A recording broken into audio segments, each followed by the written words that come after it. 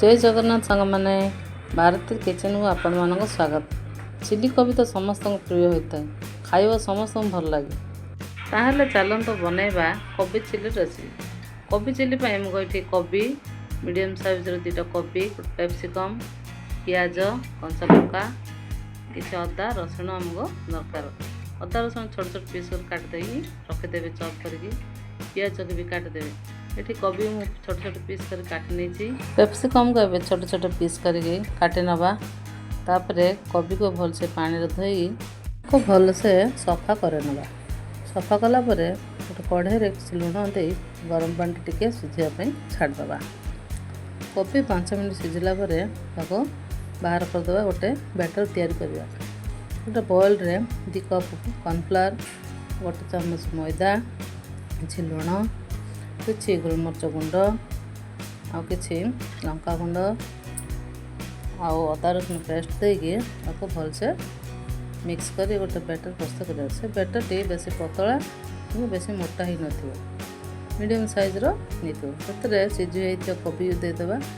देखिए भलसे गोलिया नवा। कोबी भलसे गोलिला छाणिया प्रस्तुत करवा। कढ़े छाणिया तेल गरम करवा। तेल गरम होला गोटे गोटे करी कोबी देवी, कारण गोटे थर सब देदेले से भलसे फ्राए हेनी। कोबी की भलसे गोल्डन कलर होना जाए फ्राए करवा। कोबी को बेसी फ्राए करें कहीं हार्ड हो टे सॉफ्ट थी सेमती टे फ्राए होगा थाली को बाहर करदे। थाली को बाहर कलापर कढ़े किसी पुणी तेल दबा। पुणी तेल देलापर से किसी जीरा पकेबा। छोट छोट काटी रखते अदा रसुण दबा। ताको टिके फ्राए होगापर से काटी रखा कंचा लंका को ऐड करवा। कंचा लंका अदा रसुण भलसे फ्राए होगा से काटी रखते पियाज को ऐड करवा और से किसी कैप्सिकम लुण दे भलसे फ्राए करदे।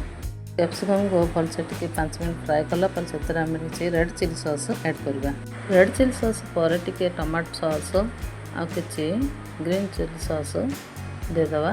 टिके फ्राए करदे। से गोलमरीच गुंड और किसी कस्तूरी मेथी दबा देगी भलसे ताको गले नवा।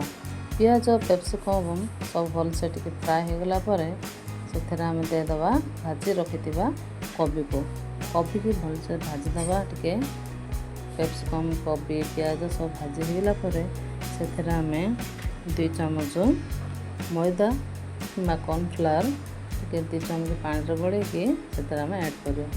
यह देवा द्वारा कोबी और कैप्सिकम पियाज सब सॉफ्ट हो जाए, टे भल लगे खावाई। आउ सॉफ्ट होगापर टे गोल नवा आम। तापर आमर कोबी चिली प्रस्तुत होगला। टिके सोया सॉस देदेव, धनिया पत्र दे भलसे गोल ने। देखो आम प्रस्तुत होगला कोबी चिली। एथर गरम गरम प्रस्तुत हो रेडी होगला। सर्व करंतु भात कि रोटी सहित खातु आउ एंजॉय करंतु। भल लगे मो चैनल को लाइक सब्सक्राइब कर दिंतु। रही जय जगन्नाथ।